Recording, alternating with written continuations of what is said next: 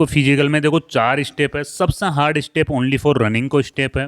सबसे पहले ध्यान रखना आपने एंट्री को ध्यान रखना। सबसे पहले जो एंट्री करेगो वो सबसे पहला राउंड में दौड़ेगो। अगर 1500 बच्चा बुला रहा है तो 300 का 5 बैच बनेगा। तो सबसे पहले तो एंट्री को विशेष ध्यान रखो, फिर विशेष ध्यान रखना आपने दस्तावेज को विशेष ध्यान रखना। हाइट और चेस्ट की भी विशेष प्रैक्टिस कर लो, चेस्ट की विशेष प्रैक्टिस कर लो। फीमेल्स कैंडिडेट्स है वो वेट की विशेष प्रैक्टिस कर लो। और आपने 5 किलोमीटर रनिंग है। हेलो प्यारे साथियों, नमस्कार, जय हिंद। तो दोस्तों आज का वीडियो में आप चर्चा करांगा भाई राजस्थान पुलिस में फिजिकल में आपने कौन कौन सा स्टेप से गुजरना पड़ेगा। यानी कि देखो फिजिकल में शुरू से लेके यानी कि आपकी एंट्री से लेकर के आपका रिजल्ट तक में कितना टाइम लाग सी आपने कहीं कहीं प्रोसेस से आपने गुजरना पड़ेगा। बस सारी विस्तार से मैं ये वीडियो में आपने बताऊंगा। तो आप वीडियो ने कहीं करना लास्ट तक जरूर देखना है। और अगर चैनल पर पहली बार आया हो तो सब्सक्राइब कर लो। सब्सक्राइब में तो देखो आप यानी कि फिजिकल की तैयारी कर रहे हो ना, तो सबसे पहले एक चीज़ की आप कोशिश करो फिजिकल में विशेष, यानी कि मान लो आप 15 गुना स्टूडेंट पहुँच का फिजिकल देवा के लिए। कहीं पे मान लो 100 पोस्टा है, कौन सा डिस्ट्रिक्ट में 100 पोस्ट है, तो वहाँ पे स्टूडेंट पहुँच जाओगा। टोटली स्टूडेंट्स को एक ही दिन फिजिकल होगा तो 1500 स्टूडेंट वहाँ पे पहुँचगा। 15 गुणा में 1500 स्टूडेंट हो गया। 1500 स्टूडेंट पहुँचवा के बाद में एक साथ 1500 तो दौड़ा कौन सके। तो कहीं है जब आपकी रनिंग करवाओगा ना, यानी कि रनिंग आपकी गोल्ड राउंड में करवाओगा। वो गोल्ड राउंड है तो भी गोल्ड राउंड यानी कि मान लो कभी के 12 या 13 राउंड आपने दौड़ करनी है। वो 400 मीटर से थोड़ा कम रहे तो आपने बता देगा भाई 12 राउंड करना है या भी 13 राउंड दौड़ करना है।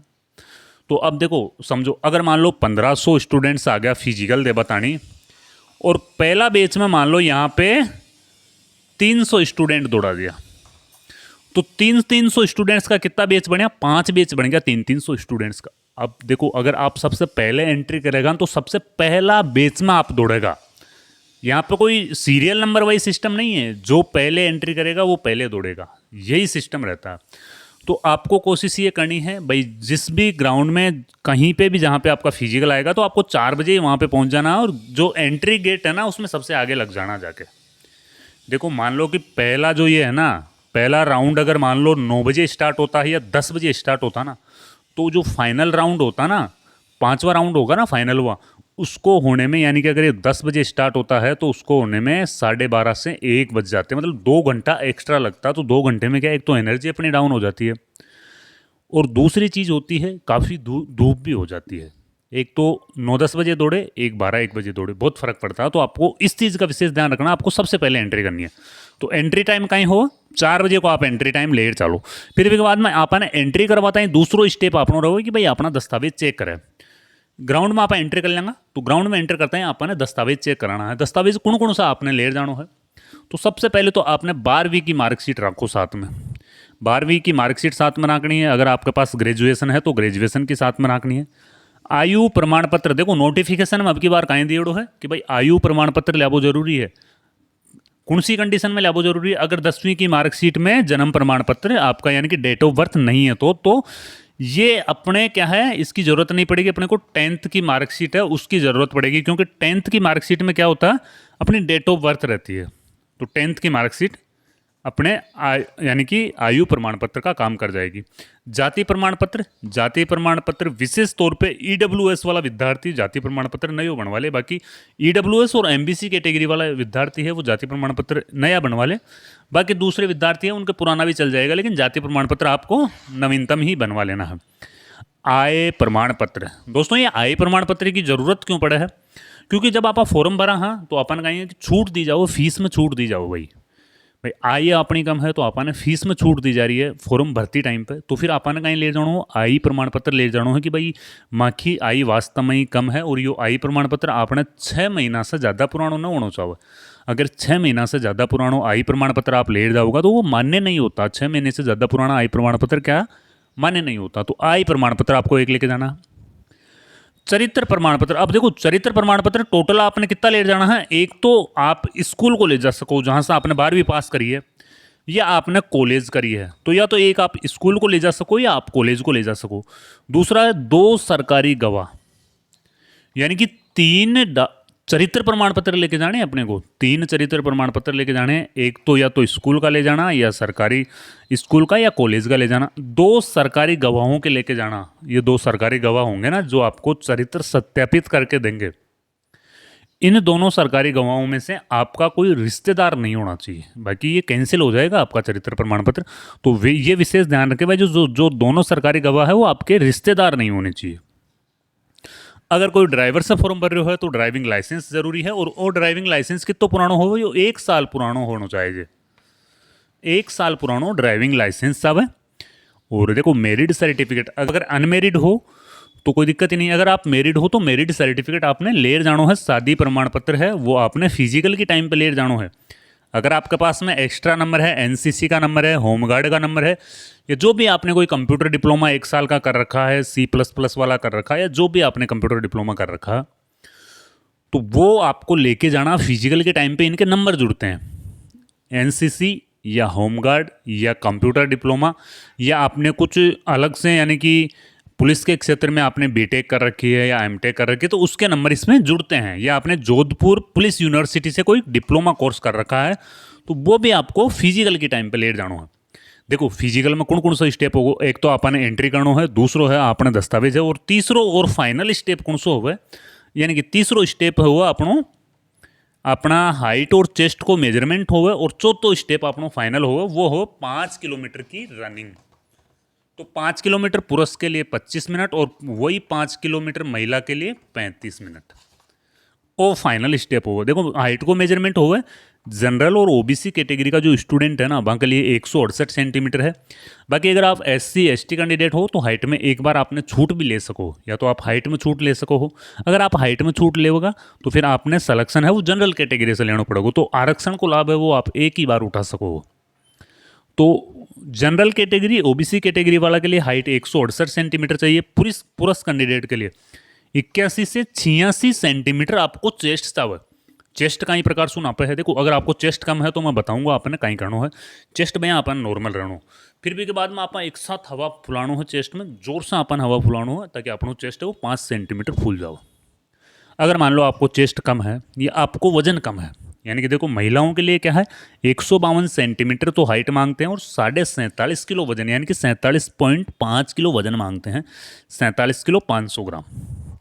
अब ये चेस्ट वालों के लिए भी यही फॉर्मूला है, और अगर वजन कम है उनके लिए भी यही फॉर्मूला है। देखो नॉर्मल सी अपने गाँव में चने वगैरह अपने घर पर मिल जाते हैं। अगर चने हैं तो शाम को चनों को भिगो दें, और सुबह डेली रनिंग करने जाए ना उससे पहले आपको चने भिगो के खाना है। चेस्ट के लिए आपको डिप्स लगाने में, डिप्स लगा लोगे 50 आप दोपहर में लगा लोगे, 50 आप शाम को लगा लोगे। इस प्रकार से आपको डिप्स लगाना। और वेट गेन के लिए मैं बताऊं, महिलाओं के वेट गेन के लिए अगर आपका वजन ज़्यादा ही कम है तो आपको केले और दूध ज़्यादा से ज़्यादा सेवन करना है। और रनिंग है ना वो आपको सप्ताह में, पूरी रनिंग तो सप्ताह में एक दिन ही करनी है। पूरी 5 किलोमीटर तो पूरी रनिंग तो सप्ताह में एक दिन ही करनी है, बाकी डेली का 1 किलोमीटर 1.5 किलोमीटर 1 किलोमीटर 1.5 किलोमीटर की रनिंग करनी है। अब वेट गेन को विशेष वेट को विशेष ध्यान रखें जो भी फीमेल कैंडिडेट्स हैं उनके लिए। अब आ जाओ अपनो फाइनल चौथो स्टेप आ जाओ, वो है अपनो running 5 kilometre 25 minute, 5 kilometre 35 minute. Running ही सबसे हार्ड और सबसे इंपॉर्टेंट स्टेप है। रनिंग जो है आपकी कंप्लीट हो जाओगी तो रनिंग में एक चीज़ को विशेष ध्यान रखो। आप अगर आप रनिंग कर रहे हो एक चीज़ को विशेष ध्यान रखो, माइंड में जो आप काउंटिंग कराना, वह काउंटिंग आपका माइंड में ना होनी चाहिए रनिंग में। मान लो कि आपने 12 राउंड करना है तो आप राउंड क्या करना जी टाइम पर, तो काफ़ी रनिंग कर, मैं खुद रनिंग कर हूँ, कत्ती परेशानी आओ रनिंग करवाऊँ तो आप अंगुलियों के ऊपर आप राउंड गणा, या मान लो आपने 12 राउंड करना हो तो आप अंगुली के ऊपर आप राउंड गणा, तो 1 2 3 4 5 ऐसे 12 करते हैं तो उसमें क्या एक राउंड कम रह जाता गणने में। माइंड में आपके काउंटिंग नहीं होनी चाहिए, माइंड में आपके टाइम होना चाहिए रनिंग का। 5 किलोमीटर है चाहिए आप 6 किलोमीटर दौड़ लो। 5 किलोमीटर की जगह आपको 6 किलोमीटर दौड़ना है, लेकिन दौड़ना कितनी देर है, आपको 25 मिनट पूरे दौड़ना है मेरे दोस्त। अगर आपका 12 राउंड हो भी जाओ ना तो भी आपका अगर टाइम पूरा नहीं हो तो दौड़िया जानो है। अगर टाइम पूरा नहीं हो तो दौड़िया जानो है आपने। मेरे बैच में 700 लड़का गया, हम 150 की भर्ती 700 लड़का, काउंटिंग करवा की वजह से कम 60-70 लड़का तो भैया ही फेल हो गया। हालांकि वह अगर पूरा 25 मिनट तक दौड़ता तो वहाँ की रनिंग कंप्लीट हो जाती, लेकिन वो पूरा 25 मिनट दौड़िया कौन, और वह कहीं बीच में ही बैठ गया, कि 12 राउंड हो गया बैठ गया, जबकि वहाँ का राउंड 11 ही हुआ। तो एक राउंड कम काउंट कर ले है और फिर बैठ गया वह। तो बी वजह से आपका माइंड में 25 मिनट 35 मिनट पूरा टाइम कैलकुलेशन होना चाहिए। रनिंग कंप्लीट होने के बाद में भी 2 राउंड दौड़ लो एक्स्ट्रा, कोई मरता नहीं है आदमी। मैंने खुद ने यही किया था, सारे बैठ गए थे, सब रुक गए थे, लेकिन मैं दौड़ता ही रहा था, क्योंकि मेरे माइंड में 25 मिनट थी, मेरे माइंड में 12 राउंड नहीं थे। अगर मैं 12 राउंड गण के बैठ जाता ना तो मेरे 11 ही राउंड होते मान लो, और मैं फिर फेल हो जाता। तो ऑप्शन कोई नहीं मिलता, रनिंग में फेल हो गए तो फेल हो गए फिर उसके बाद में। और रनिंग में एक चीज़ को विशेष आपने ध्यान भी रखना हो, देखो वीडियो काफ़ी लंबा होगा, लेकिन इन्फॉर्मेशन मैं आपने अच्छी दे रही हूँ तो वीडियो ना आप देख रहे हो। रनिंग में आपने एक विशेष ध्यान रखना हो कि पैर के अंदर आपने घड़ी रहो ना बयान की एक चिप बांधी जाओ आपका पैर के अंदर, तो भी चिप को विशेष ध्यान रखना है। बस चिप एक मैग्नेटिक पट्टो बिछाया रहा के, 2 पट्टा बिछाया रहा के, तो भी के ऊपर पाँव रखवो बहुत जरूरी है। आपने मैग्नेटिक पट्टा के ऊपर पाँव रखवो बहुत जरूरी है। अगर भी पट्टा के ऊपर आप पाँव ना रखा और बीप की आवाज़ ना हो, यानी कि साउंड की आवाज़ आती है बीम, अगर बीप की आवाज़ नहीं आ रही, आपने उसके ऊपर पाँव नहीं रखा, तो वो आपका राउंड है ना वो पूरा काउंट नहीं होगा। तो आप जब भी राउंड पूरा कंप्लीट करके आए तो वहाँ पे 2 पट्टे रखे जाएंगे। पहले तो उनको जैसे अपन उलांगते हैं ना, तो उनको उलांगना वैसे तो संभव है ही नहीं, लेकिन मान लो अगर फिर भी ऐसा हो जाए तो उनके ऊपर ज़रूर भी आपको पाँव रख के ही निकलना है। तो ये सावधानी रखनी है। फिर चलो आपकी रनिंग हो, रिजल्ट है ना तुरंत आपको सुना देंगे। सीरियल नंबर वाई आपके चेस्ट नंबर वाई बताएंगे आपको, भाई इतने नंबर, अब आपको चेस्ट नंबर अलॉट करेंगे वहाँ पे फिजिकल में जाते, तो चेस्ट नंबर वाई आपको बता देंगे भाई इतने इतने इतने नंबर के पास हो गए हैं, बाकी ये जिनके नंबर नहीं बोलेंगे वो क्या है, वो फेल हो गए। तो ये सावधानी रखनी है आपको फिजिकल में। देखो 4 स्टेप है, सबसे hard step only for running को स्टेप है। सबसे पहले ध्यान रखना आपने एंट्री को ध्यान रखना, सबसे पहले जो एंट्री करोगे वो सबसे पहला राउंड में दौड़ेगो। अगर 1500 बच्चा बुला रहा है तो 300 का 5 बैच बनेगा।